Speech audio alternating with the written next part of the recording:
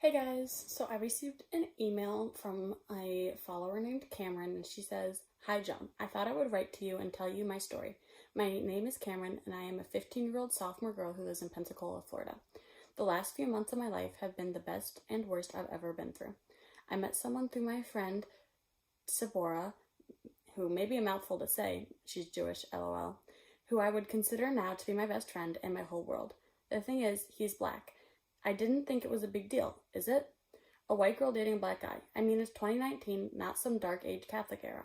So when I brought him over to my house, my dad flipped out and called me a coal burner and said that breaking monkeys out of the zoo to date is wrong. The thing is, he is a Trump mega supporter, but that wouldn't be an excuse, right? It wouldn't matter what color skin someone is. Love is love, and I love my boyfriend, Tyrone, so I don't understand why he is being like this at all. My dad doesn't show me any love or affection, and he doesn't even look me in the eye anymore. I think he hates me now. I don't know what to do. I don't want to break up with my boyfriend, but my dad is getting more and more distant from me. How can I reconcile them both, Joan?" I just want to say, Cameron, first of all, thank you for reaching out. And you are absolutely right. Love is love. And it shouldn't matter if it's two girls, if it's two guys, if it's two people of the same race, if it's two people of different races.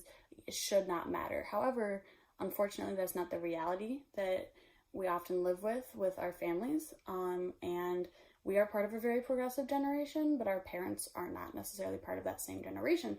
And they do not always have the same viewpoints on things like interracial relationships. And it can be very difficult when you are trying to express your own person and be who you are while living under the roof of someone who doesn't approve of that. I do have some firsthand experience in a similar topic because as a bisexual, I developed feelings for two different girls in high school, and it didn't bode well with my family, who weren't accepting, weren't approving, but I found out that over time, but my parents did become much more accepting of who I am, I should say.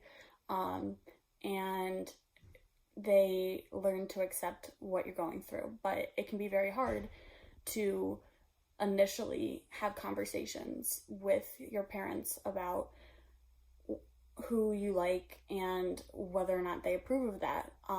So I would say the easiest thing to do right now would be to separate yourself a little from talking about the relationship in front of your father. You really have to trust your gut, whether you think what you think the right situation is, but make sure not to bring it up really around your father if it's a point of contention.